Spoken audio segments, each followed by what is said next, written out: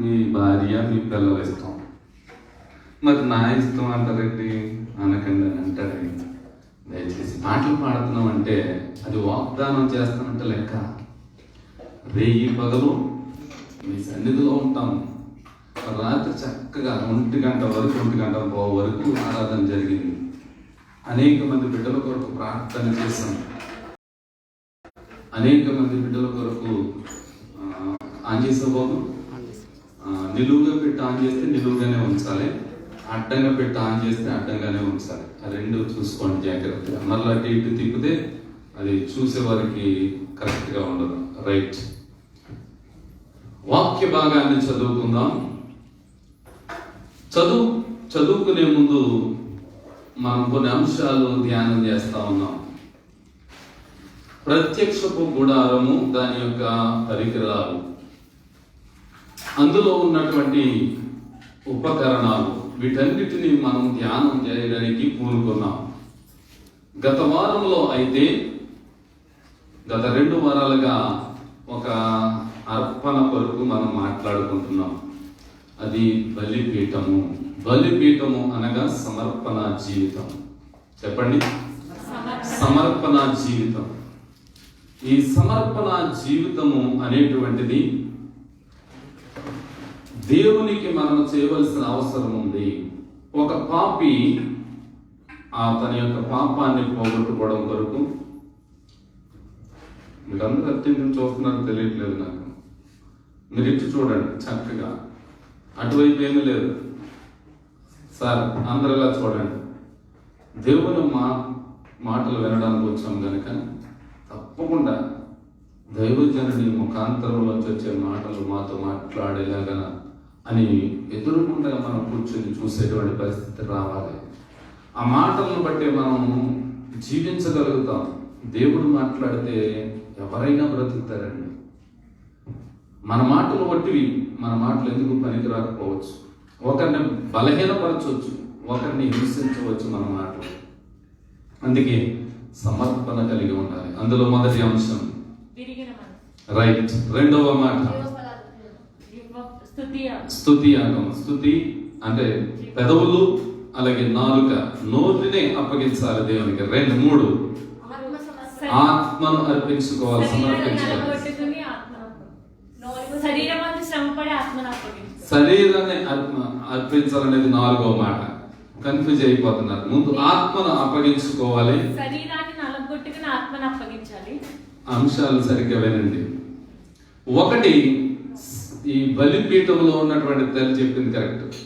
ఆత్మను అప్పగించాలనేటువంటిది 3వ మాట. 4వ మాట శరీరాన్ని అప్పగించుకోవాలి. ఇది 4వ మాట. అది రైట్. 5వ మాట. ఇప్పుడు 5వ మాటకి వస్తా ఉన్నాం. ఈ 5వ మాట కూడా చాలా జాగ్రత్తగా మనం ధ్యానం చేయాలండి. 5వ మాట చదువుకుందాం. ఆదికాండ గ్రంథం 22వ అధ్యాయం మొదటి వచనం.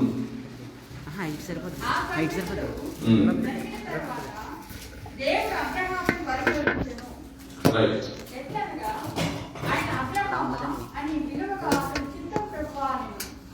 అప్పుడు ఆయన నీకు ఒక్కడైనా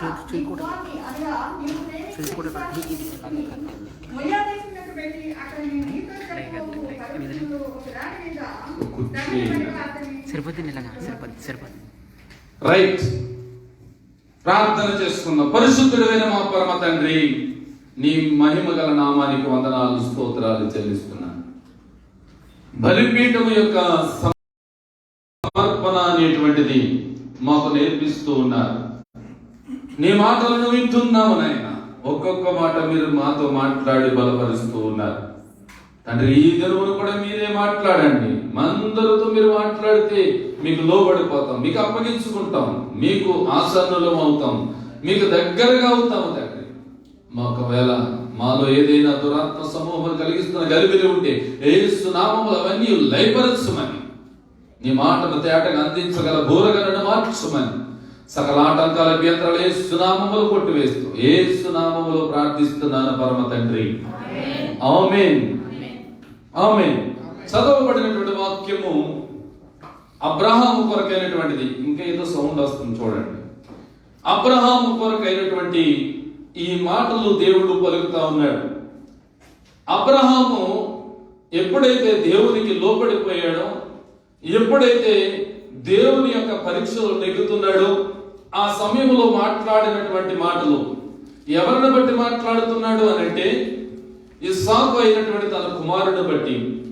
ఇక్కడ మాట్లాడుతున్న మాట ఏంటంటే, ఆ సంగతులు జరిగిన తర్వాత, అనగా కొన్ని సంగతులు జరిగాయి, అది చక్కగా ఒక కుమారుణ్ణి నీకు బహుమానంగా ఇస్తాను, నీ సంతానాన్ని అభివృద్ధి చేస్తానని చెప్పినప్పుడు తన భార్య మాట విని, అనగా సారయి మాట విని, తన యొక్క దాసి అయినటువంటి తనతో పోయిన కారణంగా అబ్రహాముకి ఒక సంతానం కలిగింది. ఆయన పేరు ఇస్మాయిల్. అలాగే రెండవ సారి దేవుడు దర్శించి, ఒరే బాబు, ఈయన కాదు నీకు సంతానం అనబడేటువంటిది, నీ సంతానం అనబడినటువంటిది నీ ద్వారానే నీ భార్య ద్వారా పుట్టిస్తాను అని సెలవించిన కారణంగా ఆయన యొక్క వాగ్దానాన్ని నెరవేర్చి, ఆయన వాగ్దానంలో ఉన్నటువంటి ఆ మాటలను నెరవేర్చి ఇస్సాకును దానంగా ఇచ్చారు. అయితే ఇక్కడ అబ్రహాముతో దేవుడు మాట్లాడుతూ ఉన్నాడు. ఎందుకనంటే దేవుడు పరిశోధించడానికి. ఎందుకనండి? దేవుడు పరిశోధించడానికి. దేవుడు అనేటువంటి ఆయన మనకు ఉన్నాడు కనుక ఆయన ఏం చేస్తా ఉంటాడంటే, దేవుడు మనల్ని పరిశోధిస్తూ ఉంటాడు, దేవుడు పరీక్ష చేస్తూ ఉంటాడు. అయితే పరిశోధన, శోధన అనేటువంటి రెండు ఉన్నాయి. ఈ శోధన అనేటువంటిది శోధకుడు చేస్తాడు, పరిశోధన అనేటువంటిది, పరీక్ష అనేటువంటిది దేవుడు పెడతాడు. ఈ రెండట్లో మనం సరిగ్గా గమనించుకోవాలి. అందుకే ఒక్కొక్కసారి మనం ఏం మాట్లాడుతూ ఉంటామంటే, దేవుడు నన్ను శోధిస్తున్నాడు అని కొన్ని కష్టాలు వచ్చినప్పుడు మాట్లాడుతూ ఉంటాం, కొన్ని ఇబ్బందులు కలిగినప్పుడు మాట్లాడుతూ ఉంటాం, కొన్ని ఎన్నో మనకు ఇబ్బందులు అనేటువంటి ఏర్పడిపోయినప్పుడు మనం దేవుడిని ఆ రకంగా మాట్లాడుతూ ఉంటాం. కానీ దేవుడు ఎప్పుడు కూడా శోధించడు. దేవుడు ఎప్పుడు ఎవరిని కూడా శోధించడండి. ఆయన ఏం చేస్తాడంటే పరిశోధిస్తాడు. ఇప్పుడు ఇస్సాకు అనేటువంటి తన కుమారుడైనటువంటి ఆయనను అబ్రహాము తండ్రిగా ఉన్నాడు కనుక ఆయనను దేవుడు అడుగుతా ఉన్నాడు, నీవు ప్రేమించు ఇస్సాకుని నాకు అర్పించాలి. ఇందులో ఉన్నటువంటి మాట ఏంటండి? ఇస్సాకుని అర్పించాలి అంటే ఇప్పుడు నువ్వు ప్రేమించేది అర్పించాలి. ఈ ఐదవ మాట ఏంటంటే, నువ్వు ప్రేమించేదాన్ని అర్పించాలి. రైతులాడు హల్లెలూయా, ఏకీభవించండి. చక్కగా మీ స్వరాలు బయటకు తెప్పించి చక్కగా ఏకీభవించండి. ప్రేమించేది అర్పించండి అనగా అందరూ సైలెంట్ అయిపోయారు. ఎలాగా? నేను ప్రేమించేది నేను ఎలా అర్పించేను, దేవుడికి ఎలా ఇచ్చేయను అన్నటువంటి సందేహం ఉంటే అది తొలగించుకోవాలి. ఈ మాటలు మనల్ని బలపరచాలండి. దేవుడు ఏమంటున్నాడంటే, ఐదవ మాటగా ఇక్కడ మనకు సెలవిస్తున్నటువంటి మాట ఏంటంటే, నువ్వు ప్రేమించే ఇస్సాకుని నాకు అర్పించాలి అనగా నువ్వు ప్రేమించేదాన్ని దేవునికి అర్పించాలి. దేవునికి అర్పించదగినటువంటిది ఏమిటి అనంటే, నువ్వు ప్రేమించేది అర్పిస్తున్నావా?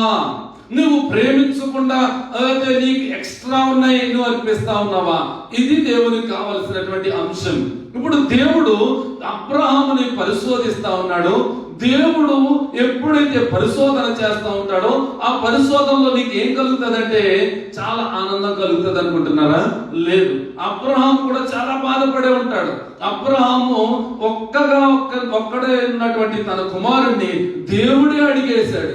దేవుడు అడుగుతా ఉన్నప్పుడు ఆ దేవుడు అడిగినటువంటి ఆ కోరికను తీర్చాలి అనేటువంటిది మనసులో ఉన్న, ఒకవేళ భార్య బాధపడుతుందేమో, భార్యకు ఒకవేళ తెలిస్తే ఎక్కడ తీసుకెళ్తున్నావు అంటదేమో, లేకపోతే ఎందుకని నువ్వు అర్ధరాత్రి కాడ లేపుతున్నావు, పిల్లవాడు పడుకున్నాడు కదా, నువ్వు ఎందుకని డిస్టర్బ్ చేస్తున్నావు అని అంటాదేమో అని కూడా ఆయన ఆలోచించే ఉంటాడు. అయినా సరే దేవుడు ఒక మాట అడిగాడు. ఆయన అర్పించమన్నది ఏంటంటే, నువ్వు ప్రేమిస్తున్నటువంటి నీ కుమారుని అర్పించాలి అని అన్నాడు.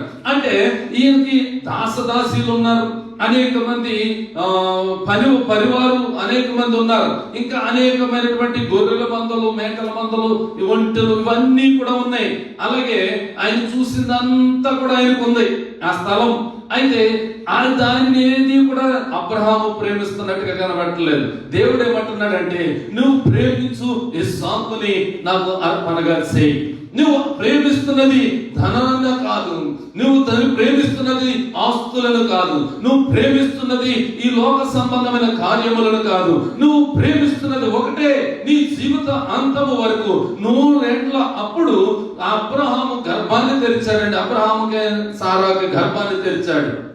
అయితే ఈ 100 ఏళ్ల వయస్సులో ఇతను ప్రేమించింది ఏదైనా ఉందా అంటే ఒకే ఒక్కటి ఇక్కడ కనబడతా ఉంది, తన కుమారుడు ఎప్పుడు ఇస్సాకుని. ప్రైజ్ ది లార్డ్, హల్లెలూయా, హల్లెలూయా.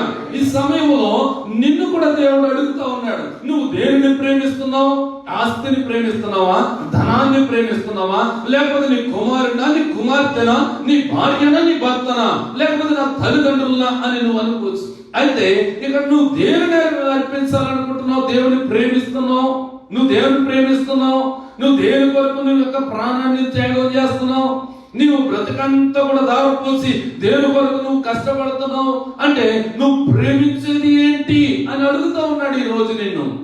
నువ్వు ప్రేమించవలసింది ఏంటి, నువ్వు ప్రేమించేది ఏంటి అనేటువంటిది మనమే ఒక స్వపరీక్ష అనేటువంటిది చేసుకోవాలి. చాలా మంది రాజకీయంగా ఉన్నటువంటి వారు రాజకీయ నాయకులను ప్రేమిస్తూ ఉంటారు.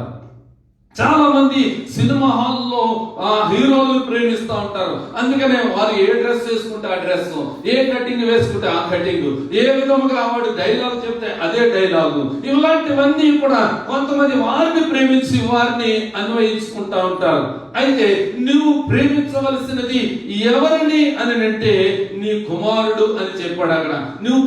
ఆయన ఆ కుమారుడిని ప్రేమించాడు, నువ్వు ఎవరిని ప్రేమిస్తున్నావు అనేటువంటిది నువ్వు జ్ఞాపకం చేసుకుంటే మనం కూడా అదే అంటాం, నా కుమారుడిని ప్రేమిస్తున్నానండి, నా కుమార్తెను ప్రేమిస్తున్నానండి. ఎందుకంటే నా జీవం అంతా కూడా వారి కొరకే కదా నేను కష్టపడి పోషించేది, వారి కష్టపడి సంపాదించేది, కనుక వారు సుఖం ఉంటే సరిపోతుందండి అని కూడా మనం కూడా సాక్ష్యం చెప్తా ఉంటాం. అయితే ఈ రోజు నీవు ప్రేమించదాన్ని దేవుడు అడుగుతా ఉన్నాడు. హల్లెలూయా, హల్లెలూయా, హల్లెలూయా. చక్కగా నోరు మీద చెప్పండి ఆయన, చక్కగా హల్లెలూయా అంటే దేవునికి స్తోత్రమే. ఇప్పుడు దేవుని యొక్క బలిపీఠం వరకు ధ్యానం చేస్తా ఉన్నాం. దేవుని బలిపీఠం మీద నీ యొక్క ఆత్మను అప్పగించాలి, అలాగే ముందు మనస్సును అప్పగించాలన్నాం. తర్వాత పెదవులను అనగా తన యొక్క జీవ ఫలాన్ని అనగా నోరుని అర్పించాలి. తర్వాత మన ఆత్మను అర్పించాలి. మూడవదిగా అక్కడ మనం ఆత్మను అప్పగించాం కనుక శరీరం కూడా ఉంది, ఆ శరీరాన్ని కూడా దేవునికి అప్పగించాలన్నాం. ఇప్పుడు ఈ అర్పణ 4 అయిన తర్వాత 5వ అర్పణ ఏంటిప్పుడు? నువ్వు ప్రేమించదాన్ని అర్పించవలెను. ఆమేన్, హల్లెలూయా. ఇప్పుడు నువ్వు ప్రేమించదాన్ని అర్పించాలి అని అంటే నువ్వు బలిపీఠం మీదకి రావాలి, నీ మనసంతా బలిపీఠం మీదకి రావాలి, నీకున్న కోరికలన్నీ కూడా బలిపీఠం మీదకి రావాలి, నీకున్నటువంటి ఆ ప్రతిదీ కూడా నువ్వు ప్రేమించేది కూడా ఈ బలిపీఠం మీదకి రావాలి. హల్లెలూయా, హల్లెలూయా, హల్లెలూయా. నువ్వు ప్రేమించేదే బలిపీఠం దగ్గర రావాలంటే నువ్వు దేవుని సన్నిధిలో ఉన్నావు. ఒకసారి స్తోత్రం చెప్పండి అంటే స్తోత్రం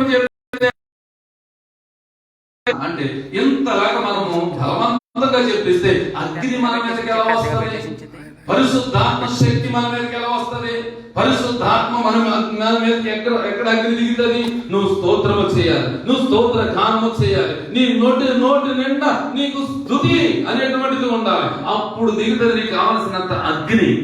అంతేగాని నువ్వు స్తోత్రం చేయంటే ఒక్కసారి చెప్తావు, చేతులు ఇంకా పైకి ఎత్తావా, ఇంకా ఎత్తావా, అయ్యో ఇంకా తెచ్చలేదు అనేటువంటి మనస్సు నీకు కలిగిందంటే నీ మీదకి అగ్ని ఎలా దిగుతుంది, నీ మీదకి ఆ యొక్క పరిశుద్ధాత్మ అగ్ని ఎలా దిగుతుంది.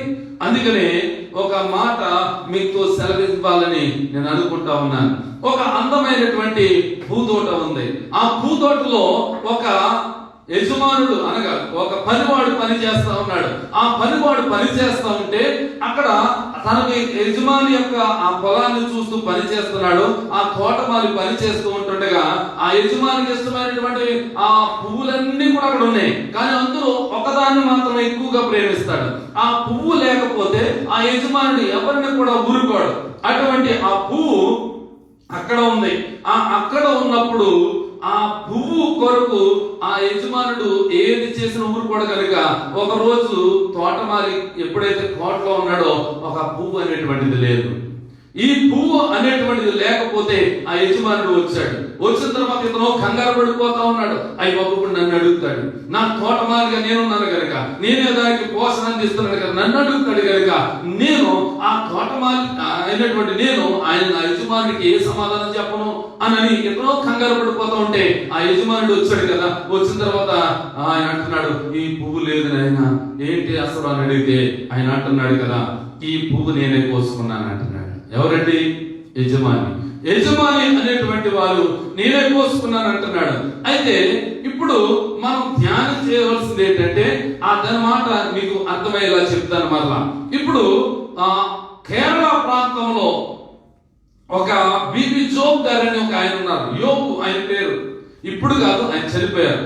ఆయన ప్రపంచ ఇంటర్నేషనల్ క్రిస్టియన్ కౌన్సిల్ కి ఆయన అధిపతిగా నియమించబడ్డాడు. 3 సంవత్సరాల ఏకకాలంలో ఆయన ఆ క్రిస్టియన్ కౌన్సిలేషన్ కి అధిపతిగా ఉండి దానికి నడిపించాడు. ఆయన ఇండియన్ భారతీయుడు, ఏకైక భారతీయుడు. ఆయన రికార్డుకి ఎక్కినటువంటి వ్యక్తి. అయితే వారి చిన్నతనంలో వారి తల్లి తండ్రి అనేటువంటి వారు, తండ్రి చనిపోయాడు, తల్లి ఏమో పేదరాలు, వీరికి కూడా తినడానికి ఆ యొక్క పరిస్థితి లేదు. ఏది తినడానికి అది ఆ తల్లి కొన్ని వేరుశనక్కాయలు లేకపోతే పల్లీలు అంటాం మనం, వాటిని ఉడకబెట్టి అది బజారుకు పంపించి అమ్ముకుని రండిరా బాబు అని ఆ 2 కుమారులకి అప్పగించేటువంటిది. అప్పగించిన ఆ పల్లీలు అమ్ముకుని ఆ సాయంకాలానికి ఆ డబ్బులు అట్టుకొచ్చి అమ్మకిస్తే అమ్మ కొద్దిగా బియ్యం తెచ్చి వారికి వండి పెట్టేటువంటి పరిస్థితి. ఈ పరిస్థితిలో ఉన్నప్పుడు ఒక దైవజనుడు ఒక రోజున వచ్చారండి. ఇద్దరు దైవజనులు వస్తే ఆ యొక్క తల్లి వండినటువంటి అన్నం బిడ్డలకు పెట్టాలి. అయితే ఈ బిడ్డలిద్దరిని కూడా ఒక బాత్రూమ్ లో పెట్టి తలుపు వేసిందట. ఇది జరిగినటువంటి సంఘటన. ఇది జరిగినటువంటి వీరగాథ. ఇది ఆ తండ్రి లేడు కనుక తల్లి ఏం చేసిందంటే బాత్రూమ్ లో పెట్టినప్పుడు ఆ బిడ్డలను దాచి ఈ వచ్చినటువంటి దైవజనులకి భోజనం పెట్టేసిందట. ఇప్పుడు వారు చక్కగా తినేసి వారు ప్రార్థన చేసి వారు వెళ్ళిపోయారు. ఇక్కడ జరిగింది ఏంటంటే పిల్లలు బయటకు వచ్చారు. పిల్లలు బయటికి తీసిన వెంటనే అక్కడ పిల్లలు అంటున్నారు, అమ్మ ఆకలి, పొద్దున్న నుండి ఉదయం నుండి కష్టపడి నేను ఎంతో కష్టపడి ఇవన్నీ అమ్ముకుని వచ్చానమ్మా, కొంచెం భోజనం పెట్టేయమ్మా అని అంటే భోజనం లేదు నాయన, భోజనం లేదు. ఎందుకని లేదు? నేను పొద్దు నుంచి కష్టపడి తెచ్చాను. ఎంత కష్టపడి తెచ్చినటువంటి ఆ సొమ్మంతా ఏం చేసావు, ఆ ధనం అంతా ఏం చేసావు, లేకపోతే ఈ బియ్యం అన్ని ఏం చేసావు అని అడిగినప్పుడు ఆవిడంటుంది, దైవజనులు ఇద్దరు వచ్చారు బాబు, వారికి భోజనం తప్పకుండా పెట్టాలని ఆయన పెడితే ఆశీర్వాదం అని పెట్టాను. ఆయన దయచేసి రాత్రికి ఏదో ఒక రకంగా మంచినీళ్ళు తాగి పడుకోండిరా, ఉదయాన్నే మీకు రావాల్సిన అన్ని కూడా నేను పట్టుకొస్తాను రా అని ఎంతో ఉపజెప్పినా సరే ఏడుస్తూ రాత్రంతా కూడా ఆకలి బాధతో వారు నిద్రపోయారట. నా ప్రియమైనటువంటి దేవుని సంగమా, అటువంటి వ్యక్తి ఆ రోజు ఆయన ఇండియన్ ప్రపంచ క్రిస్టియన్ కౌన్సిల్ కి అధిపతిగా మారగలిగాడు. ఎందుకంటే ఆయన సమర్పణ అటువంటి జీవితం కలిగినటువంటి వాడు. అయితే ఆ యోబు గారు పెద్ద దిగిన తర్వాత గొప్ప దైవజనుడు అయ్యాడు. పెద్ద ఆయన పెద్ద అయిన యోబు ఆయన బిబి జోబ్ అంటారు ఆయన్ని. బిబి జోబ్ మీరు ఒకవేళ ఆ యొక్క గ్రంథాలు ఏదైనా మీకు దొరికినప్పుడు చదివితే ఆయన కొరకు ఆ హిస్టరీ అనేటువంటిది వస్తుంది. అయితే నేను ఈ మాట ఎందుకు చెప్తున్నానంటే ఆయన గొప్ప దైవజనుడు అయ్యాడు. ఈ గొప్ప దైవజనుడు అయినటువంటి ఆయనకి 2 పిల్లలు పుట్టారు. మళ్ళా 2 పిల్లలు పుట్టిన తర్వాత ఆ 2 పిల్లలు కూడా ఒకరు దుబాయ్ లోనే మరణించబడ్డాడు. ఆయన ఇక్కడే చంపేశారని కొన్ని వదంతులు వచ్చాయి. ఇంకొక ఆయన ఢిల్లీలో MBBS చదువుతూ ఉంటాడుగా 3వ సంవత్సరంలోనే కొంతమంది దొండగలు వచ్చి ఆయన పొడిచి చంపేశారు. అప్పుడు ఈయన ఆ కుమారుడు చనిపోయినప్పుడు ఇంచుమించు 5 లక్షల మంది ఆ శవ ఊరేగింపుకు వెళ్ళారట. బిబి జోబ్ గారి యొక్క కుమారుడు శవాన్ని ఊరేగించడానికి. అయితే అక్కడ ఆయన్ని ఆ సభలో మాట్లాడమన్నారటండి. బిబి జోబ్ గారిని ఆ సభలో మాట్లాడమంటే ఆయన మైకిచ్చుకుని ఈ కథ చెప్పుకొచ్చాడట. ఒక పూదోట ఉంది. ఆ పూదోటలో ఒక యజమానుడు ఆ పువ్వుల్ని ఎంతో అపురూపంగా పెంచుకుంటా ఉన్నాడు. ఆ పూదోటకి ఒక తోటమాలను కూడా పెట్టాడు. అయితే ఆ యజమాని అయినటువంటి ఆయన ఏమి తెలియకుండా పువ్వులు కోసుకుని పోయాడు. అంటే ఇప్పుడు చూడండి, తోటేమో ఆయన కుటుంబం, ఆ పూదోట ఆ యజమాని ఏమో యేసుక్రీస్తు, ఆ కోసుకున్నటువంటి వ్యక్తి యేసుక్రీస్తు, ఈ పువ్వేమో తన కుమారుడు అని కథ చెప్పాడంటండి. ఏమన్నా అర్థమైందా మీకు? అర్థం అవుతాం. అర్థం అయ్యిందంటే చాలా గ్రేట్ అండి ఇది. ఆ పూదోట ఎవరిది? యజమానుడిది. ఆ యొక్క పువ్వు, ఆ పుష్పం ఎవరు అంటే కుమారుడు అని చెప్పాను. ఈ కుమారుడైనటువంటి ఆయనను యేసుక్రీస్తు ప్రభువు వారి యజమానుడిగా ఉన్నాడు కనుక తన పువ్వును తననే కోసుకుని వెళ్ళిపోయాడు. ఈ తోట అనేటువంటి తన కుటుంబంలో ఉన్నటువంటి ఆ పుష్పాన్ని ఆయన కోసుకుని వెళ్ళిపోయాడు కనుక ఇంకెందుకు బాధపడాలి అని అన్నాడట. అయితే ఇతను కుమారుడు ఎంత ప్రేమించుంటాడో, ఈయన కుమారుడిని ఎంత ప్రేమించుంటాడో, ఎంతగా పెంచి ఉంటాడో, ఎంతగా దైవజనులు, గొప్ప దైవజనులు నాకంటే గొప్పని చేయాలనుకున్నాడో అంత ప్రేమించినటువంటి ఆ యొక్క పుష్పాన్ని యేసుక్రీస్తు ప్రభువు వారి కోసుకొని వెళ్ళిపోయారు. నేనెందుకు బాధపడాలన్నారట. ఇప్పుడు మనం అయితే ఏం చేస్తామంటే, ఒకవేళ మన కుమారుడు మన కుమార్తె అలా జరగకూడదు, ఒకవేళ అలా జరిగితే యేసుక్రీస్తును విడిచిపెట్టి వెళ్ళిపోతాం మనం కావాలంటే. ఆయన నాకు ఏం చేశాడండి, రాత్రి పగలు నేను దేవుని సన్నిధిలో కన్నీరు విడుస్తున్నానండి అనేటువంటి సాక్ష్యాలు చెప్తా ఉంటాం మనం. అయితే ఈ రోజున నేను అడుగుతా ఉన్నాడు, నీవు ప్రేమించినటువంటి నీ కుమారుడు కావచ్చు, నీ ఆస్తి కావచ్చు, నీ కుమార్తె కావచ్చు, నీ తల్లిదండ్రులు కావచ్చు, ఎవరైనా సరే ఈ రోజు నిన్ను అడుగుతున్నటువంటి వాడు నా యేసుక్రీస్తు ప్రభువు. ఆయన ప్రేమించిన దాన్ని అడుగుతున్నాడు. నీవు ప్రేమించినది ఏంటి? నువ్వు దేనిని ప్రేమించావో దానిని అర్పణగా పెట్టాలి. హల్లెలూయా, హల్లెలూయా, హల్లెలూయా. నా ప్రియమైనటువంటి దేవుని బిడ్డలారా, ఈ దినాన నువ్వు ప్రేమిస్తున్నటువంటి దేనిని అనేటువంటిది నువ్వు గమనించుకో. నువ్వు గమనించుకుంటే నువ్వు ప్రేమించేది ఏంటి, నేను దేనిని ప్రేమించాలి అనేటువంటిది నీకు తెలుస్తుంది. ఆయన ప్రేమించినటువంటి దానిని అర్పణగా అడిగాడండి. అబ్రహాము దేనిని ప్రేమిస్తా ఉన్నాడు? తన కుమారుడిని. కుమారుడి పేరు ఇస్సాకు. ఇస్సాకు అనగా నవ్వు. ఇస్సాకు అనగా నవ్వు. ఈ నవ్వుని దేవుడు ప్రేమిస్తా ఉన్నాడు. ఇప్పుడు నీలో ఆనందం ఉన్నది, నీలో సంతోషం ఉన్నది, దాన్ని ఆయన ప్రేమించి దాన్ని అడిగితే నువ్వు ఇవ్వగలవా? ఈ రోజు నిన్ను సూటిగా వేస్తున్నటువంటి ప్రశ్న, నువ్వు ఆనందంగా ఉన్నదాన్ని, నీకు నవ్వుగా ఉన్నదాన్ని ఒకవేళ ఆయనే కోరుకుంటే, నీ ఆనందాన్నే కోరుకుంటే, నీ విశ్వాసం ద్వారా నువ్వు అనుభవిస్తున్నటువంటి ఆ ఐశ్వర్యాన్ని నువ్వు దేవుడు కనుక కోరుకుంటే నువ్వు ఇచ్చే స్థితిలో ఉండాలి అని వాక్యం ద్వారా సెలవిస్తా ఉన్నాడు. హల్లెలూయా, ప్రైజ్ ది లార్డ్, హల్లెలూయా. ఈ దినాన్ని మనం అర్పించవలసిన అర్పణ, నేను ప్రేమించేదాన్ని నా ప్రభువుకు అర్పణ చేస్తాను. నా ప్రభు అడిగినది ఏదైనా సరే నేను ఇస్తాను అనేటువంటి ఆ నిరీక్షణకు నువ్వు రావాలి, ఆ పట్టుదలకు నువ్వు రావాలి, ఆ యొక్క కోరికలు నువ్వు ఉండాలి. ఎంతసేపు నా బిడ్డలు, నా కుటుంబము నీవే క్షేమంగా ఉండాలి, నా ఉద్యోగము, నా పరిస్థితి, నా ఆస్తి, నా అంతస్తు అని వాటినే ప్రేమిస్తూ ఉండిపోతున్నాము తప్ప.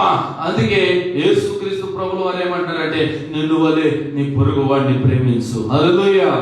నువ్వు ప్రేమించేదాన్ని కాదు, నువ్వు ఏది ప్రేమిస్తా ఉన్నావు, నువ్వేది లోకంలోకి వెళ్తావు, ఈ రోజు చర్చి విడిచిపెట్టిన తర్వాత బయటికి వెళ్తావు, నువ్వు దేన్ని ప్రేమగా చూస్తూ ఉంటావు. ఈ రోజు ఒక అందమైనటువంటి షర్ట్ కొనుక్కోవాలనుకున్నావు, ఈ రోజు అందమైనటువంటి శారీ కొనుక్కోవాలనుకున్నావు, నువ్వు దాని మీద నీ మనసుండి దాని దగ్గరికి వెళ్ళిపోతావు తప్ప, నేను ప్రేమించేదాన్ని ఏదైనా సరే నా దేవుని కొరకు అర్పిస్తాను అని ఇస్సాకును మార్చగలిగితే, ఈ రోజు దేవుడు నీలో వాగ్దానం చేస్తా ఉన్నాడు. నిన్ను ఆకాశంలో ఉన్నటువంటి నక్షత్రముల వలె, సముద్రపు ఇసుక రేణువుల వలె నీ సంతానాన్ని అభివృద్ధి చేస్తానని ఇచ్చిన వాగ్దానం, నెరవేర్చిన వాగ్దానం మన జీవితాల్లో నెరవేర్చబడును గాక. హల్లెలూయా, ప్రైజ్ ది లార్డ్. స్తోత్రం చెప్పండి. హల్లెలూయా. నా ప్రియమైనటువంటి దేవుని బిడ్డలారా, నేను దేన్ని ప్రేమిస్తా ఉన్నాను, దేన్ని ప్రేమించాలి, నేను దేన్ని ప్రేమించాలంటే వాక్యమును ప్రేమించాలి. మనం అనగా యేసయ్యను తప్ప ఇంక దేనిని కూడా ప్రేమించవలసిన అవసరం లేదు. నువ్వు ఉండాలి, ప్రేమించమని అదేంటంటే కుమారులు కుమార్తెలు ప్రేమించొద్దు అంటాడు పాస్టర్ గారు. ఎలా కుదురుతుంది అంటే ఎంతవరకు ప్రేమించాలి అంతవరకు ప్రేమించు. క్రీస్తు కంటే ఎక్కువగా నువ్వు ప్రేమించాలని చూడకు. వాక్యం కంటే మిన్నగా ప్రేమించాలని చూడకు.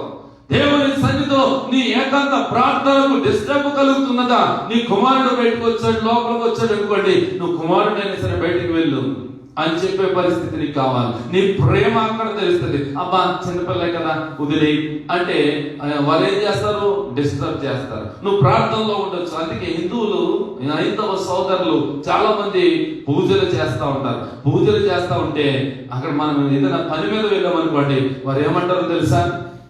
పని మీద వెళ్ళినప్పుడు ఆ పని మీద వెళ్ళినటువంటి ఆ బిడ్డలందరూ కూడా ఏమని, అయ్యగారిని కలడానికి వచ్చామండి, అయ్యగారిని కలవడానికి 6 గంటలు పూజలో ఉన్నారండి, బయట కూర్చోండి అంటారు. తెలుసా మీకు? మరి అయితే క్రైస్తవుడు ప్రార్థన చేస్తా ఉంటే ఎవరైనా వచ్చారు అనుకోండి, అప్పుడు ఏమంటాం? ప్రార్థన తర్వాత చేస్తానంటే రండి రండి రండి రండి. ఈ పరిస్థితి మనకు ఉంటుంది. నా ప్రియమైనటువంటి దేవుని సంగమా, నువ్వెవరిని ప్రేమిస్తున్నావు? నువ్వు ప్రార్థన మధ్యలో ఎందుకు ఆపవు? ప్రార్థనలో కూడా చాలా మంది మొబైల్ పట్టుకెళ్ళేటువంటి ప్రబుద్ధులు కూడా ఉన్నారు. మొబైల్ పట్టుకెళ్ళి ఆ మెసేజ్లు చూసుకుని ఏదేదో చేస్తా ఉంటారు. ఏం చేస్తా ఉన్నాం మనం? నువ్వు దేన్ని ప్రేమిస్తా ఉన్నావు? ఉదయం లేచినది మొదలుకొని సాయంకాలం వరకు నువ్వు ప్రేమించేది దేన్ని? నీకు ఒక బానిస కింద నీకు ఉండవలసినది నీవే దానికి బానిసమైపోతా ఉన్నావు. నీవు దానికి బానిసమైపోయి నువ్వు దాన్ని చెప్పినట్టుగా నువ్వు నడుచుకుంటున్నావు తప్ప దేవుని వాక్యానికి లోబడి నేను దానికి ఎందుకని. ఇప్పుడు వస్తువు ఒకటి ఇచ్చారండి మనకి, ఇదే కావచ్చు ఇంకోటి కావచ్చు, మనం దీన్ని వాడుకోవాలా, ఇది మనం వాడుకోవాలా? దీన్ని మనం వాడుకోవాలి. మనం ఏం చేస్తున్నాం? అది మనం వాడుకుంటా ఉంది. నీ సమయాన్నంతా దొంగలేస్తా ఉంటది. నీ సమయాన్నంతా నువ్వు వెచ్చించేసి రాత్రి దుప్పట్లో కూడా ముసుగులెట్టుకుని చక్కగా ఇలా మొబైల్ చూసేటువంటి ప్రబుద్ధులు కూడా ఉన్నారు. లేకపోలేదన్న స్త్రీలు కావచ్చు, పురుషులు కావచ్చు, ఎవరికైనా ఒకటైంది. కానీ నా ప్రేమైనటువంటి దేవుని సంగమా, ఈ రోజు నిన్ను అడుగుతున్నాడు సూటిగా, నువ్వు ప్రేమించినది దేవునికి అర్పించగలవా? దేవునికి నువ్వు సమర్పించగలవా? నువ్వు బలిపీఠం మీద తేగలవా? నువ్వు ప్రేమించిన దాన్ని బలిపీఠం మీద తెస్తే నేను ప్రేమించేదాన్ని అలా అర్పించేయాలని నువ్వు వెనకబడిపోతే గనక చాలా మంది అర్పణలు తెస్తా ఉంటారు, మిగిలిపోయి ఎక్కువ ఉన్నాయి. మాకు చిన్నప్పుడు కాలంలో ఒక మాము అనేటువంటిది ఒకేవారు, దాన్ని ఏమంటారు? గోలుగుట్ట. ఆ గోలుగుట్ట ఒకితే అందులో మా అమ్మ వాళ్ళు ఏం చేసేవారంటే మంచి మంచి చేపలు, తెల్ల తెల్ల చేపలన్నీ తీసేసుకుని మిగతా అన్ని పట్టుకెళ్ళి అనేవారు. ఒకవేళ మన స్థితి అటువంటిది కనుక ఆయన అంటున్నాడు, నువ్వు ప్రేమించి తీసుకున్నావే దీనిని నువ్వు అర్పించు అని అంటే నువ్వు అర్పించడానికి సిద్ధపడాలి. అదే కావచ్చు, ఇంకొకటి కావచ్చు, ఏదైనా సరే నీకు మిగులున్నది ఇవ్వటము కాదు, నీకు వేసుకున్న చొక్కాయి దానంగా ఇవ్వటము కాదు. నువ్వు ప్రేమించి కొనుక్కున్నావు కదా, ఎవడైనా షర్ట్ లేకుండా ఉన్నాడు కదా, వాడికి నువ్వు దానం చేయాలంటే నువ్వు ప్రేమించిన షర్టే నువ్వు తీసిచ్చేయాలి.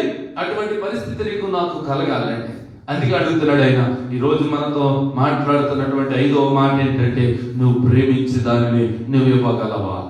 నువ్వు ప్రేమించే దానిని నువ్వు బలిపీఠం మీద తేగలవా? బలిపీఠం మీద తెస్తే అది ఇంకా రంగు మార్చబడుతుంది అంటారా? దాని రంగు ఇంకా మారి అందంగా తయారవుతుంది అంటారా? దేవుడు బలిపీఠం మీద తెస్తే కాలి బూడిదైపోతుంది. బలిపీఠం మీద తెచ్చిన వెంటనే అగ్ని దిగుతుంది, అగ్ని దిగిన వెంటనే బూడిదైపోతుంది. అయినా సరే నువ్వు సహించాలి. ఆ బూడిది అయిపోతున్నా సరే, నువ్వు ప్రేమించినది నాశనం అయిపోతున్నా సరే, నువ్వు ప్రేమించిన దేవునికి అర్పణ అయిపోయినా సరే, నువ్వు కదలకుండా మెదలకుండా నేను దేవునికే కదా అర్పించాను అనేటువంటి ఆ మనస్సు నువ్వు కలిగి ఉండాలి. నా ప్రియమైనటువంటి విశ్వాసులారా, ఈ దినాన్ని మనం ఎంతో ఎంతో ప్రేమిస్తా ఉన్నాం. ఈ లోకం ఎంతో మనం ప్రేమిస్తా ఉన్నాం. ఆయనంట దేవుడి లోకాన్ని ప్రేమించాడంట. దేవుడు లోకమును ఎంతో ప్రేమించాను. ఎంతో అంటే ఎంత? అవధులు లేవు, దానికి హద్దులు లేవు. ఈ లోకము అంటే మనుష్యులు. ఈ మనుష్యుల్ని ప్రేమించాడంటైనా, ఈ మనుషుల్ని ప్రేమిస్తే మనుషులేమో దేవుణ్ణి ప్రేమిస్తున్నానని చెప్పి మిగతా వాటిని ప్రేమిస్తా ఉంటారు. చెప్తారు అంతే, నా దేవుడు అంటే చాలా ప్రేమ అండి, దేవుడికి ఏదైనా అర్పించేస్తానండి, దేవుడు మాట ఎత్తుతే చాలండి, నేను ఎంతైనా అర్పణకు సిద్ధపడిపోతానంటా ఉంటారు. అయితే బయటికి వెళ్ళిన తర్వాత వారి పద్ధతి వేరుగా ఉంటది. మనం చూస్తా ఉన్నాం, చాలా మందిని గమనిస్తా ఉన్నాం. నా ప్రియమైనటువంటి విశ్వాసులారా, దేవుని సంగమా, ఈరోజు మనతో దేవుడు హెచ్చరిస్తున్నాడు ఏమనంటే, నువ్వు ప్రేమించు దానిని. ఏది నవ్వైనా, అది సంతోషమైన, లేకపోతే అది దుఃఖమైన, విచారమైన, ఏది అయినా సరే, ఆస్తి అయినా, అంతస్తు అయినా, నువ్వు కోరుకున్నటువంటి బంగారమైన, వస్త్రములైన, ఏదైనా సరే దేవునికి అర్పించే విధంగా మార్చబడాలి. నువ్వు మార్చబడగలిగినట్లయితే ఆయన నీ యొక్క అర్పణను అంగీకరిస్తాడు. హల్లెలూయా, హల్లెలూయా, హల్లెలూయా. ఇంకొక మాట చదువుకుందాం. 6వ అర్పణ గ్రంథం, కీర్తన గ్రంథం 13వ అధ్యాయము, కీర్తన గ్రంథం 13వ అధ్యాయము 3-5 వచనాలు.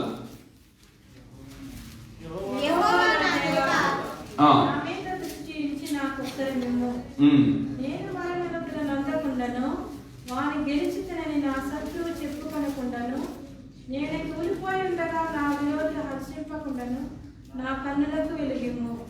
నేనైతే నీ కృపయందు నమ్మిక ఉంచున్నాను, నీ రక్షణ విషయమై నా హృదయం హర్షించుచున్నది. 134 చూడండి, 134. యెహోవా సేవకులారా, 134 రైట్. 132 సారీ, 132 3-5 వరకు చదువుతామండి. సియోను కొండల మీదికి 132 3-5, 3-5 కలిసి ఉంటాయి.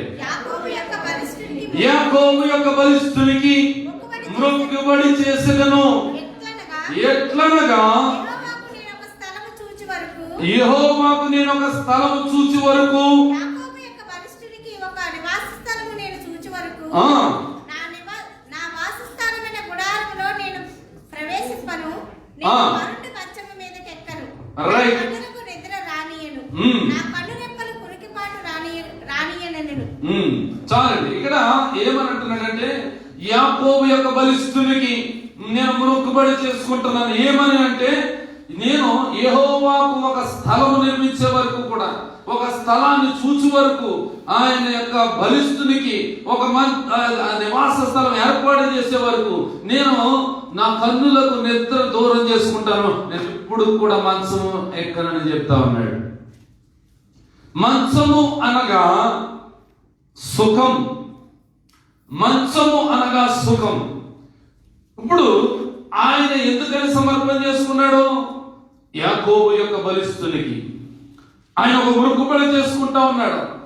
ఆయన ఒక నివాస స్థలాన్ని ఏర్పాటు చేసుకుంటాను, ఆయనకి ఏర్పాటు చేసేంత వరకు కూడా నేను నిద్రపోను, నా కన్నులకు దూరమైనా సరే నా నిద్ర, నేను పరుండు మంచం మీద ఎక్కనని అంటున్నాడు. అంటే మంచం మీదకి ఎక్కను అన్నాడంటే సుఖపడను అని అర్థం. ఇప్పుడు 6వ అంశముగా సుఖం. ఈ సుఖాన్ని నువ్వు అర్పించేటువంటి స్థితిలో రావాలి. ఇక్కడ దావీదు ఎందుకని ఆ కోరికను కోరాడు? ఎందుకని ఆయన యొక్క బలిష్ఠునికి ఒక మందిరం నిర్మించాలనుకున్నాడు, ఒక నివాస స్థలం ఏర్పాటు చేయాలనుకున్నాడు. ఆ నివాస స్థలంలో ఆయన్ని పెట్టేంత వరకు కూడా, ఆయన ఉండేంత వరకు కూడా, ఆయన నివాసించే వరకు కూడా నేను అసలు నా కన్నులకు నిద్ర రాని అని అంటున్నాడు. ఇప్పుడు మంచము అనేటువంటిది సుఖాన్ని కోరుతా ఉంటది. మీ అందరికి మంచాలు ఉన్నాయి అనుకుంటున్నాను నేను. మీ అందరికి మంచాలు ఉంటే మంచం ఎదురుకుండా ఉంటది, ఇక్కడ బైబిల్ ఉంటది. దేనికి ఎక్కువ ప్రాధాన్యత ఇస్తాం మనం? దేనికి ఎక్కువ ప్రాధాన్యత ఇస్తున్నాం? చాలా కష్టమైన ప్రశ్న ఇది. ఐఏఎస్ క్వశ్చన్ కాదు ఇది ఆలోచించడానికి. దేనికి ఎక్కువగా మనము ఇచ్చేటువంటిది? మంచానికి. ఓకే, పోనీ మంచం మీదకి బైబిల్ అట్టుకుని కూడా వెళ్తాం. ఎంతసేపు చదువుతావు? మహా చదివితే ఒక అధ్యాయం చదువుతారేమో, 2వ అధ్యాయానికి నిద్రపోతాడు. అంటే ఇక్కడ ఏం కలుగుతుంది నీకు అంటే, మంచము సుఖము కోరుతా ఉంది. మంచాన్ని నీ యొక్క సుఖాన్ని కోరుతూ, నీ శరీరాన్ని నీ సుఖాన్ని కోరుతూ ఆ మంచం మీదకి వెళ్ళిపోతా ఉన్నావు. నీ బలిష్ఠునికి ఒక మందిరము కట్టాలనేటువంటి ఆలోచన, మీ మందిరములో ఆరాధన చేయాలనేటువంటి ఆలోచన మనకు ఉండటం లేదు కనుక ఆ సుఖానికి మనం లోబడిపడుతున్నాం. అందుకే ఈ దినాన్ని నిన్ను అడుగుతా ఉన్నాడు నా ప్రభువైన యేసుక్రీస్తు, నువ్వు సుఖపడేదాన్ని, నువ్వు సుఖము అనుభవించేదాన్ని, నీ సుఖము ఎంతైతే అనుభవిస్తున్నావో దాని అంతటిని కూడా అర్పించు. నీ బలిపీఠం మీద, నా బలిపీఠం మీద తీసుకొని రా అని అంటా ఉన్నాడు. ఎవరైతే సుఖాన్ని అర్పించాలనుకుంటున్నారో, ఎవరైతే పొందుతున్నటువంటి సుఖాన్ని కోరుకుంటా జీవిస్తా ఉన్నారో వారిని సూటిగా అడుగుతున్నటువంటి ప్రశ్న, నీ సుఖము ఎందులో ఉన్నదని కోరుకుంటున్నావు? నాకు ఎందులో సుఖం ఉన్నదని నువ్వు అనుకుంటున్నావు? నువ్వు చేసే పనిలో సుఖం ఉందా? లేకపోతే నువ్వు సంపాదించినటువంటి ఆస్తిలో సుఖం ఉందా? లేకపోతే నువ్వు చేసేటువంటి నువ్వు ప్రయత్నంలో దానికి సుఖం ఉందా అని ఆలోచిస్తే ఎక్కడ ఉంటుంది సుఖం? అంటే నువ్వు కోరుకున్న దాంట్లోనే నీకు సుఖం ఉంటుంది. అది తప్పైనా మంచైనా నువ్వు ఆలోచన చేసుకోవాలి.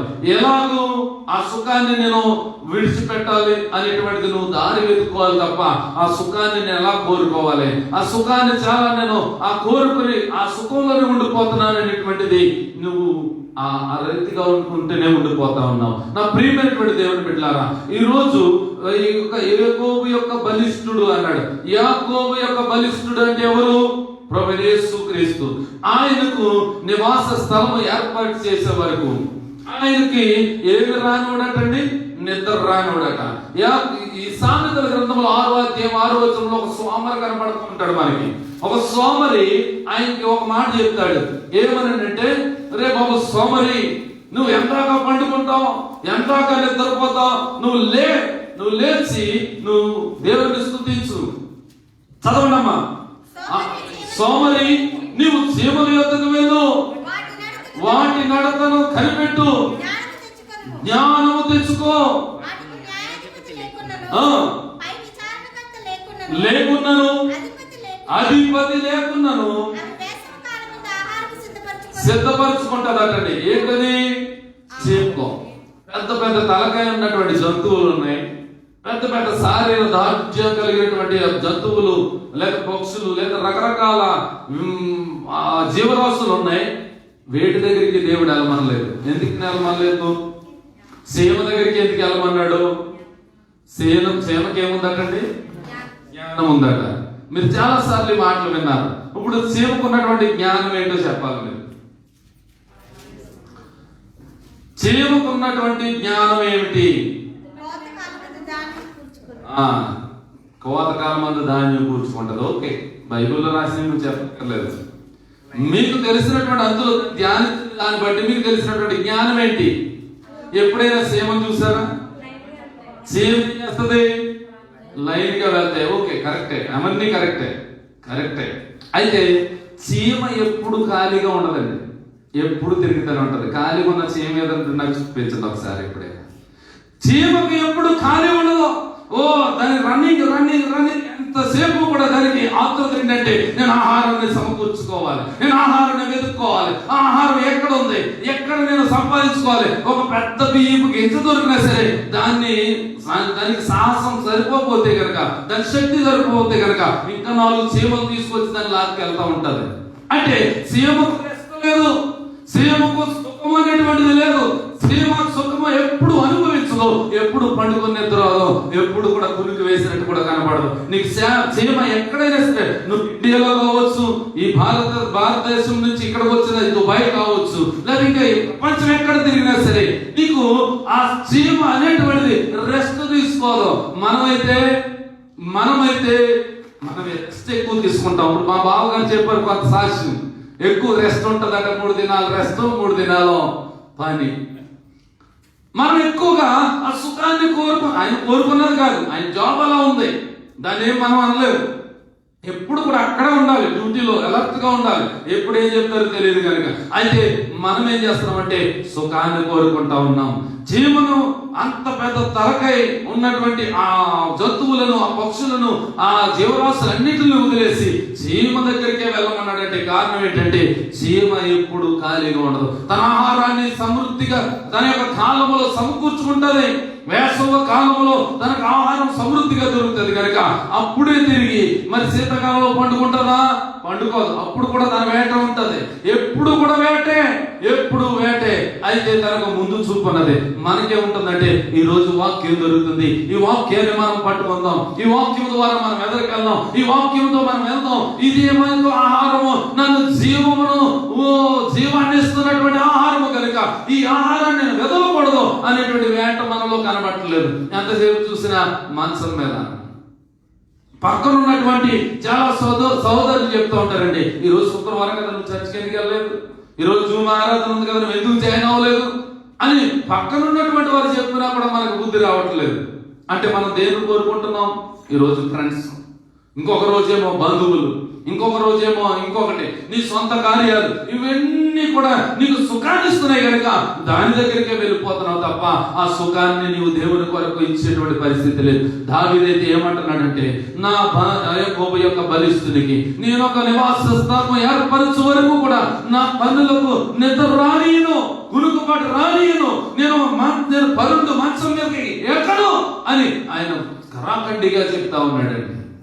దేవుని సంగమా, సుఖాన్ని కోరుకుంటూ సుఖములోనే మన జీవితాన్ని వెళ్ళబుచ్చుకుంటూ సుఖవంతమైనటువంటి విలాసవంతమైనటువంటి జీవితంలో మనం గడుపుతూ ఉంటే మరి దేవుని యొక్క సన్నిధిలోకి వస్తే దేవుని సన్నిధిలో ఏముంటదంటే కష్టం ఉంటది, దేవుని సన్నిధిలో ఏముంటదంటే ఒక బలి అర్పణ ఉంటది. దేవుని సన్నిధిలో నువ్వు ప్రేమించిన దాన్ని అర్పించాలి, నీ మనసును అర్పించాలి, నీ దేహాన్ని అర్పించాలి, నువ్వు కోరుకున్నది ఏదైనా సరే అర్పించాలి అనేటువంటి మాటలు చెప్తారు. ఇవి ఎక్కుతాయా? ఒరే నీకు ఇష్టం వచ్చిన చేతుగా రాని ఫ్రెండ్స్ పిలుస్తారు, అది ఎక్కుతుందా మనకి? అదే మనకు ఆనందంగా అనిపిస్తూ ఉంటది, సుఖాన్ని ఇస్తుంది కనుక ఆ సుఖాన్ని అడుగుతున్నాడు ఈ రోజు నిన్ను నా యేసుక్రీస్తు ప్రభు. అందుకే అంటున్నాడు, నేను యాకోబు యొక్క బలిష్ఠునికి ఒక నివాసం చూచు వరకు నా నివాస స్థానమైన గుడారములోనికి నేను ప్రవేశించను, నేను పరుండు మంచం మీదకి ఎక్కను. ఎవరైనా నిజంగా దేవుని సన్నిధిలో ఒక అర్పణ చేసుకోవాలి, నేను దేవునికి ఒక అర్పణగా మారిపోవాలి, బలిపీఠం మీదకి నేను వచ్చేయాలి, ఆ బలిపీఠం మీద నేను ఖాళీ బూడిదనైపోవాలి అని ఎవరైతే అనుకుంటారో వారు ఏం చేసుకోవాలంటే, ఇది నాన్న నేను సుఖపడేటువంటి ఆ సుఖాన్ని, నేను అనుభవించేటువంటి సుఖాన్ని, నేను ఆనందించేటువంటి ఆ సుఖాన్ని నేను దేవుని కొరకు సమర్పిస్తా ఉన్నాను.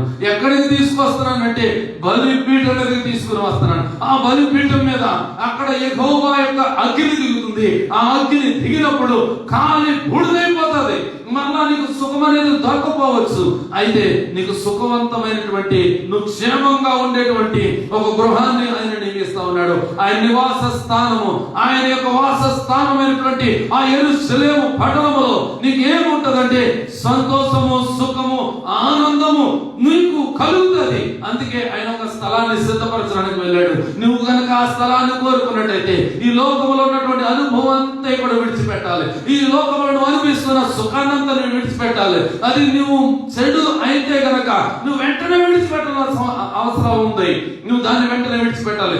చెడు గురించి ప్రసంగం చేయడానికి నేను రాలేదు, నీకు మంచి గురించి ఎన్ని విధాలుగా చెప్తాను. నువ్వు మంచి గురించి ఎలా మారు, నీ చెడుతనాన్ని వదిలే అని నీకు ఎంతైనా చెప్తాను, కానీ చెడుతనాన్ని వివరించేటువంటి పరిస్థితి నాకు లేదు, చెడుతనాన్ని వివరించాల్సిన పని లేదు. ఎందుకంటే చెడుతనాన్ని వివరించడానికి సాతానుడు అనేటువంటి వాడు ఒకడు ఉన్నాడు, దానిని వివరిస్తా ఉన్నాడు. మనుషులందరినీ పాడు చేసి ఆయన ఏం చేస్తున్నాడంటే సుఖవంతమైనటువంటి రీతిలో వారిని నడిపిస్తున్నాడు కనుక దాని గురించి నేను చెప్పను. నువ్వు సుఖాన్ని విడిచిపెట్టి నువ్వు కష్టంలోనికి రావాలి. నువ్వు కాయ కష్టం చేసుకోవడానికి దుబాయ్లో ఎలా వస్తే వచ్చావో నువ్వు ఇప్పుడు కూడా దేవుని సంఘంలోకి వస్తే నీకు ఒక కష్టం కలుగుతుంది, నీకు ఇబ్బంది కలుగుతుంది, నీకు అవమానం కలుగుతుంది, నిన్ను ఎందరో నిందలు వేసి నిన్ను పాడు చేయాలని చూస్తారేమో, కానీ నా దేవుడు నిన్ను చూస్తా ఉన్నాడు. నీ సుఖాన్ని ఆయన కొరకు సమర్పించావు గనుక, నీ సుఖాన్ని ఆయన కొరకు అర్పించావు గనుక నీకు సుఖవంతమైన జీవితం ఒక చోటను ఉంచాడు. ఆయన దాచి ఉంచినటువంటిది ఎక్కడంటే ఆయన పరమ కణాను అనేటువంటి పట్టణం, నూతన యెరూషలేము అనేటువంటి పట్టణం. ఆ పట్టణంలో నిన్ను సుఖవంతంగా ఉంచుతాడు ఆయన. అక్కడికి వెళ్ళిన తర్వాత నీకు పని ఏముంటది? ఉదయం లేచిన వెంటనే ఈ రోజు ఏం వండుకోవాలి అని ఆలోచించే పరిస్థితి ఉంటుందా? ఉండదు. నువ్వు ఈ రోజు ఏం సంపాదించాలి అనేటువంటి పరిస్థితి ఉంటుందా? ఉండదు. ఈ రోజు నేను ఏం బట్టలు వేసుకోవాలి, వస్త్రాలు ఏం ధరించాలి, లేకపోతే లేకపోతే ఏమేమి నేను కోరికలు కోరుకోవాలి అనేటువంటిది ఉంటుందా? ఉండదు. అక్కడ నిత్యము ఏముంటదంటే స్తోత్ర గానాలు ఉంటాయి. హల్లెలూయా, హల్లెలూయా. అక్కడ నిత్యము సుఖవంతమైన జీవితం, ఆయనను ఆరాధించడమే, ఆయనను స్తోత్రము చేసి నువ్వు గానము చేయడమే, ఆయనను నువ్వు ఉజ్జీవముగా నువ్వు ఆయనకు ఆరాధన చేయడమే. చాలా మందికి ఇలాంటి ప్రసంగాలు ఎక్కువండి, ఇలాంటి ప్రసంగాలు ఎక్కువ. ఒక ఉజ్జీవంలో నడిపించాలని ఉజ్జీవమైనటువంటి ప్రసంగము చేస్తే ఆ ప్రసంగం వారికి ఎలా ఉంటదంటే ఉద్యమముగా మారుస్తూ ఉంటది. ఉద్యమం తీసుకొస్తారు దాని మీద. ఉద్యమం రావాల్సినటువంటి నీవు ఉద్యమకారుడిగా మారిపోతా ఉన్నావు. నా ప్రియమైనటువంటి దేవుని సంగమా, ఈ రోజుని నువ్వు చేసేటువంటి ఆరాధన దేవునికి అంగీకారంగా ఉండాలి, దేవునికి ఒక అర్పణగా ఉండాలి. ఏమి చేసినా సరే నువ్వు సుఖాన్ని మాత్రం వదులుకొని నీ వాసస్థానమైనటువంటి గుడారంలో ప్రవేశించకుండా, వాసస్థానమైనటువంటి గుడారము అనగా నీకు ఏర్పాటు చేయబడినటువంటి సుఖవంతమైనటువంటి జీవితం అని అర్థం. మంచం మీద పరుండి వెతుకుతున్న వారిని చాలా మందిని చూసాం మనం. ఒకరిని చూస్తే పరమగీతాల గ్రంథంలో 3వ అధ్యాయంలో చూడక్కర్లేదండి. ఆమెట రాత్రి వేళ 3వ అధ్యాయం 1వ వచనంలో ఉంటది. రాత్రి వేళ నేను నా మంచం మీద పరుండి నా ప్రాణ ప్రియుడిని వెతుకుతున్నాను. వెతికినను అతను నాకు కనబడలేదు. ఎందుకు కనబడతాడు? మంచం మీద ఉండి వెతికితే. మంచం ఏం కోరుకుంటుంది? సుఖాన్ని కోరుకుంటుంది. ఆవిడేమో గోపరస తైలాలు, చాలా రకరకాల వాసన ఇచ్చేటువంటి సుగంధ ద్రవ్యాలు పూసుకుని ఉన్నదట ఆమె. ఆయన ప్రియుడు వచ్చేసాడు. తలుపు సందులో చెయ్యి పెట్టి ఆయన కొడతా ఉన్నాడు, తలుపు తట్టుతా ఉన్నాడు. అయితే ఆమె మాత్రం లేచి తీయడానికి ఆమె ఒళ్ళంతా పూసుకుందట. ఇక్కడ చాలా మంది ఈ మాటలు కూడా అడుగుతుంటారు, మాస్టర్ గారిని గోరింటాకు పెట్టుకోవాలా అని అడుగుతూ ఉంటారు. గోరింటాకు నువ్వు ఇప్పుడు గోరింటాకు అంటావు, రేపు ఇంకో ఆకు అంటావు, ఇంకో ఆకు అంటావు. ఈ ఆకుల గురించి మరి బైబిల్ గ్రంథంలో ఎక్కడ ఉంటుంది? ఈ ఆకులు నీ దేహమును చెరుపు దాన్ని తొలగించుకోమన్నాడు. అప్పుడు ఏం చేయాలి? మనం దేహాన్ని తొలగించింది ఏదైనా సరే తొలగించుకోవడమే. ఇంకా మళ్ళా గోరింటా పెట్టుకోవాలా, పొగాకు చుట్టుకుని చొట్లు తాగాలా? ఈ ఆకులన్నీ ఇందులో ఎక్కడ రాస్తారు? ఇందులో రాయడానికి ఆస్కారం ఏముంది? చాలా మంది అంటారు నేను సిగరెట్ కూడా తాగకూడదండి, బైబిల్లో రాస్తుందా? ఈ సిగరెట్ కోసం, ఈ ఇడ్ల కోసం, ఈ ఖైదీల కోసం, ఈ పాన్ల కోసం ఇవన్నీ కూడా బైబిల్ ఎక్కడ రాస్తాడు? నీ కుటుంబం ఎలా ఉండాలి, నీ భార్యతో భర్త సంబంధం ఎలా ఉండాలి, ఎలా జీవించాలి, ఒక అనుబంధం తల్లి కూతుర్ల మధ్య ఎలాంటి అనుబంధం ఉండాలి, తండ్రి కొడుకుల మధ్య ఎలాంటి అనుబంధం ఉండాలి అని కదా రాశాడు. ఇందులో నీకు అవన్నీ రాసుకొచ్చి ఏమేమి రాయాలి, చొట్లు తాగాల, బెడ్లు తాగాల, దాని బ్రాండ్ ఏంటి, ఇవన్నీ కూడా రాసుకుంటా పెట్టుకుంటే, అవన్నీ కూడా ఇందులో రాసుకుంటా పెట్టుకుంటే కుదురుతుందా? కుదరదా? అందుగురించే దేవుడు నిన్ను నీ దేహాన్ని చేరుకున్నదాన్ని మానేయమన్నాడు. ఇప్పుడు ఏం చేయాలి? నువ్వు మానేయాలి. వాటిని మానేసి నువ్వు విసర్జించుకుని నువ్వు దానిని ఒక సుఖం నీకు కిల్లిలో అవుతుంటే ఆ కిల్లిలో ఉన్నా సరే, నీకు సినిమా చూస్తుంటే ఆ సినిమాలో నీకు ఆనందం ఉన్నా సరే, నువ్వు సుఖాన్ని అందుకు పొందుతున్నా సరే, లేకపోతే వేశ్య వెంట నువ్వు వెళ్తున్నా సరే, ఇవన్నీ సుఖాన్ని ఇస్తున్నా సరే, నువ్వేం చేయాలంటే వాటన్నిటిని విడిచిపెట్టన్నాడు. నీ దేహాన్ని పాడు చేసేదాన్ని విడిచిపెట్టడమే. దేవుని గ్రంథంలో ఇటువంటి మాటలు రాస్తారు. ఇవన్నీ రాసి నువ్వు పొద్దున్న లేచిన వెంటనే మొహం కడుక్కో, పళ్ళు తోముకో, తర్వాత మరలా శుభ్రం చేసుకో, ఇవన్నీ రాయలు. ఎందుకని? నువ్వు నీ దేహాన్ని పాడు చేసేది ఏదైనా సరే తొలగించుకోమన్నాడు కనుక తొలగించుకోవడమే. ఒకవేళ నువ్వు మొహం కడుక్కోవడం బైబిల్లో లేదు కనుక నేను కడుక్కోకుండా వచ్చేస్తానని చర్చి కంటే ఇక్కడ అందరూ బయట ఉంటారు. అంతేనా? మొహం కడుక్కోకుండా, శుభ్రం చేసుకోకుండా, స్నానం చేయకుండా మన దేవుని సన్నిధికి వస్తే ఆ వాసన భరించలేక నిన్ను వెళ్ళిపోమని చెప్పలేరు. వాళ్ళే తప్పుకుంటూ ఉంటారు. 2 సీట్లు అవతలకి వేసుకుని కూర్చుంటారు. నా ప్రియమైనటువంటి విశ్వాసులారా, నీ సుఖం ఎందులో కోరుకుంటున్నావు? నీ ఆనందాన్ని ఎందులో కోరుకుంటున్నావు? నీ సుఖం ఎందులో ఉంది అనేటువంటిది నువ్వు గమనించుకుంటే నీ జీవితం మార్చబడుతుంది. ఆ సుఖాన్ని నువ్వు ఎక్కడికి తేవాలంటే దేవుని యొక్క బలిపీఠం మీదకి రావాలి. హల్లెలూయా, హల్లెలూయా. దేవుని యొక్క బలిపీఠం మీదకి వచ్చిన తర్వాత అది కాల్చి బూడిదైపోవాలి. ఆ స్థితిలో నీ సుఖాన్ని సమర్పించుకోవాలి. ఇక చివరిగా ఇంకొక మాట చెప్తానండి. కొరింథీయులకు రాసిన మొదటి పత్రిక 8వ అధ్యాయం 13వ వచనం. కొరింథీయులకు రాసినటువంటి మొదటి పత్రిక. కాబట్టి ఆ భోజన పదార్థముల వలన ఆ నా సహోదరునికి అభ్యంతరం కలిగిన యెడల ఆ నా సహోదరునికి అభ్యంతరం కలుగజేయుటకై ఆ నేను ఎప్పటికీ నా మాంసము తినను. మాంసము తినొద్దని దేవుడు చెప్పలేదు. మాంసం తినొద్దని దేవుడు చెప్పలేదు. ఈయన అంటున్నాడు కదా, ఎవరైనా ఒక బలహీనుడు నాకు ఎదురైతే, ఎవరైనా సరే ఒక సహోదరుడికి అడ్డం కలిగించిందంటే నేను ఎప్పుడు కూడా జీవితంలో మాంసము తినను అని అన్నాడండి. అంటే ఇక్కడ దేన్ని అర్పించాలి మనం అంటే, నీ యొక్క తిండిని, భోజన పదార్థాలని అర్పించాలి. చాలా మంది పాస్టర్ గారు వచ్చారని చెప్పి ఏం చేస్తూ ఉంటారంటే, మమ్మల్ని పిలుస్తూ ఉంటారు. అప్పుడప్పుడు పిలిచినప్పుడు పాస్టర్ గారు కదా అని చక్కగా ఫ్రైలు చేసి, చక్కగా కూరలు వండి, మసాలా దట్టించి, చక్కగా ముక్కలు కక్కలు అన్నీ కూడా ఏర్పాటు చేస్తూ ఉంటారు. అవన్నీ తిని ప్రార్థన చేసేటువంటి శక్తిని కోల్పోతూ ఉంటాం. ఎందుకో తెలుసా? మీ కొరకు మేము ప్రార్థన చేయడానికి వచ్చాం, మీ కొరకు మేము అంగలార్చడానికి వచ్చాం, మీ కొరకు ఒక సమర్పణ కలిగి మేము కూడా మిమ్మల్ని కూడా దేవునితో ఏకాంతం చేయాలని, ఏకభావంతో నడిపించాలని, ఆయనతో సంబంధం కలిగించాలని మేము వస్తే మాకేమి ఎలాంటివన్నీ పెడతా ఉంటారు. మరి తినకుండా ఉంటే బాగుంటుందా?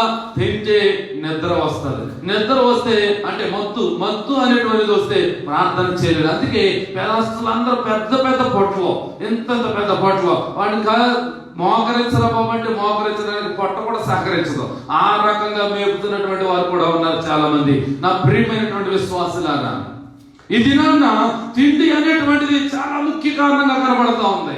దేనైనా విసర్జించుకుంటాం, దేనైనా వదులుకుంటాం. కానీ ఆదివారం వచ్చిందంటే చర్చి టయానికి ఇంటి దగ్గర కావచ్చు, ఇక్కడ శుక్రవారం కావచ్చు, ఉదయాన్నే తెచ్చుకుని శుభ్రంగా వండేసుకుంటారు. మాకు తిన్నా తినకపోయినా చర్చికి వెళ్ళి వచ్చిన తర్వాత వెళ్ళిన వెంటనే దాని మీద పడిపోతారు.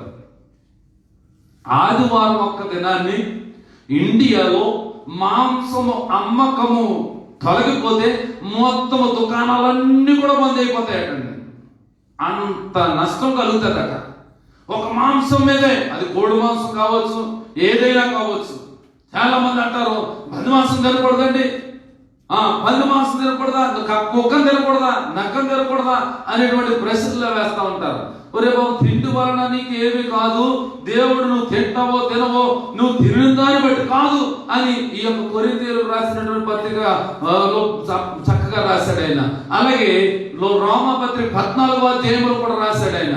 ఆ అధ్యాయాలన్నీ చదువుకుంటే చక్కగా మీకు అర్థమవుతుంది. ఇప్పుడు తిండి అనేటువంటిది ప్రాముఖ్యంగా మారిపోయిందండి. ప్రతి వ్యక్తికి స్టైల్ గా మారిపోయిందండి. ఆ స్టైల్ అంతా ఎక్కడ ఉంటుందంటే దేవుని యొక్క మాటల్లో కాదు, ఆ యొక్క భోజనములోనే, ఆ భోజన పదార్థముల్లోనే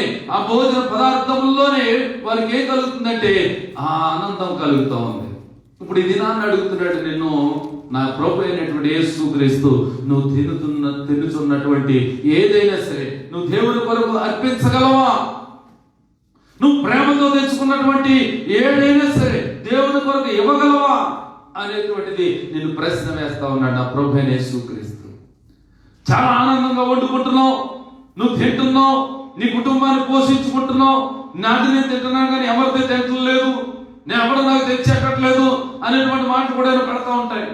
నాకు ఎవడైనా పెట్టాడు ఏంటంటే, ఒక పూట నాకు భోజనం కూడా పెట్టేవడం, నేను కష్టపడి నేను తిన్నది నేను ఎందుకు తినకూడదు అంటాం. అయితే ఆయన అంటున్నాడు కదా సామెతలు 23వ అధ్యాయంలో ఒక మాట చూడండి, ఎవడైనా సరే తిండిపోతే అయితే కనుక వాడి గొంతుకు తేనె రాసుకోవలను. ఏమని ఉందండి? ఏం పెట్టుకోవాలన్నా? తేనె కదా రాసుకోవాల్సింది. చదువమ్మా.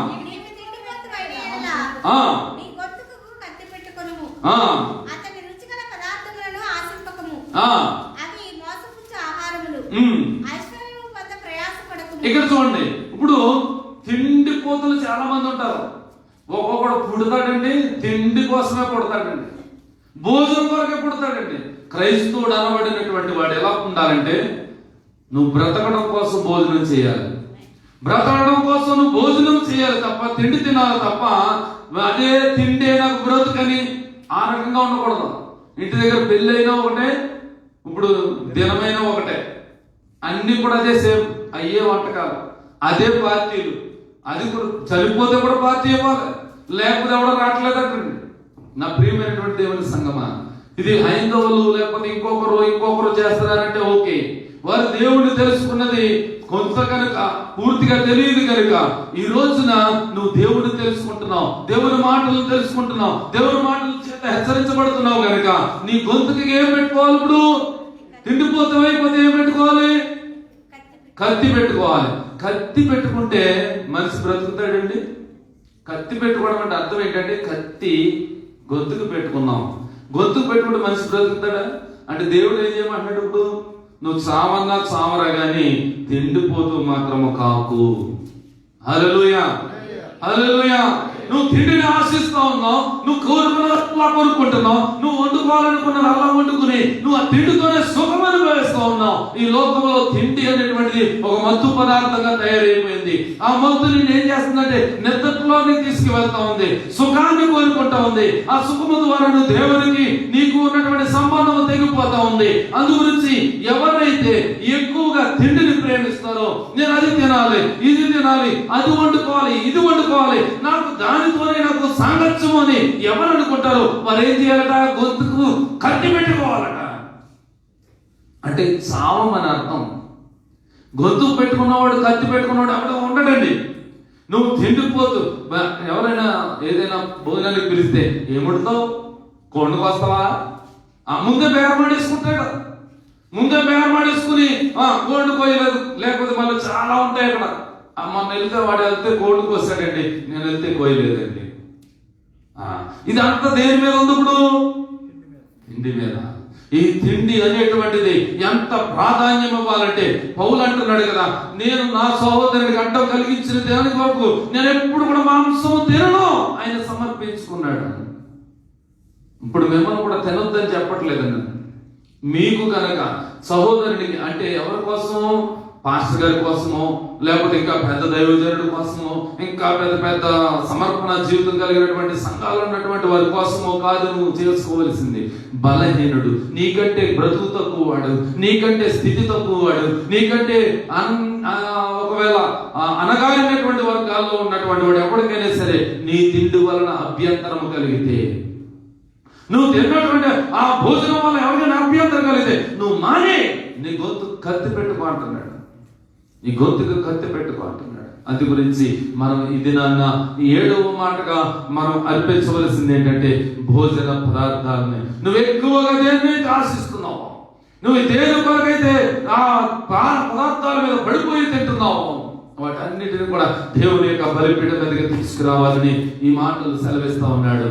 గ్లోరీ, హల్లెలూయా, హల్లెలూయా, హల్లెలూయా.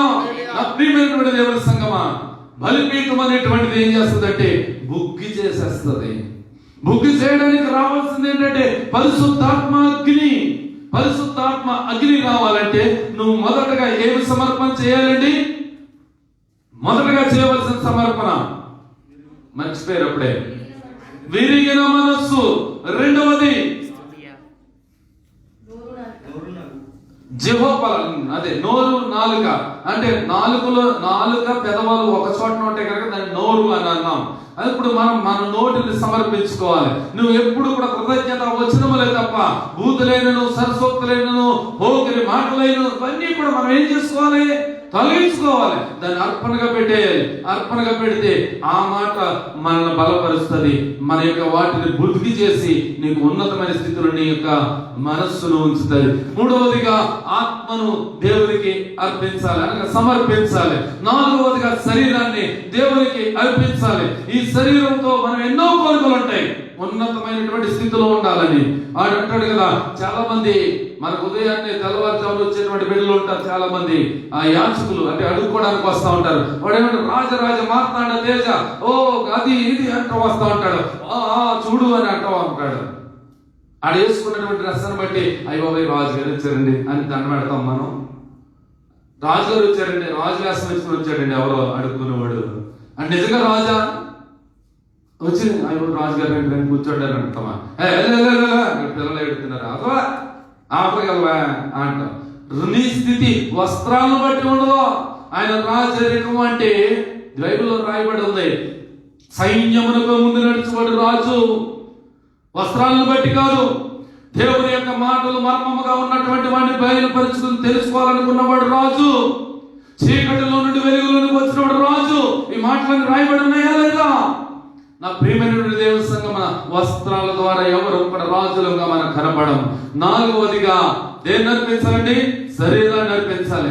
5వదిగా దేన్ని నడిపించాలి? మనం ప్రేమించుతున్న దాన్ని నడిపించాలి. 6వదిగా సుఖాన్ని నేర్పించాలి.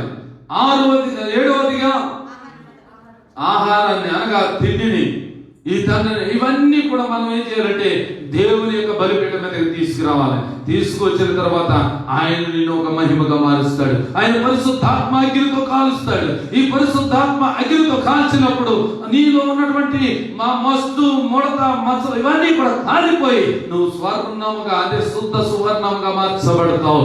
దేవుడు ఈ బలిపీఠమును కొరిగినటువంటి మాటలు మన వినికిడిలో దీవించి ఆశీర్వదించును గాక. ఆమేన్, ఆమేన్. దేవునికి వందనాలండి. Praise the Lord. హల్లెలూయా. ఒక సమర్పణ జీవితం కలిగి ఉందాం. దేవుడు మనలను ఆయన సమర్పణను తీసుకొస్తే మన లోకమంతా కూడా వ్యర్థంగా కనిపిస్తుందండి. లోకమంతా వ్యర్థంగా కనిపిస్తుంది. ఆయన మాటలు మాత్రం నీతి గలవుగా కనిపిస్తాయి, నీతి మార్గములకు నడిపిస్తూ ఉంటాయి. కనుక మనం అట్టి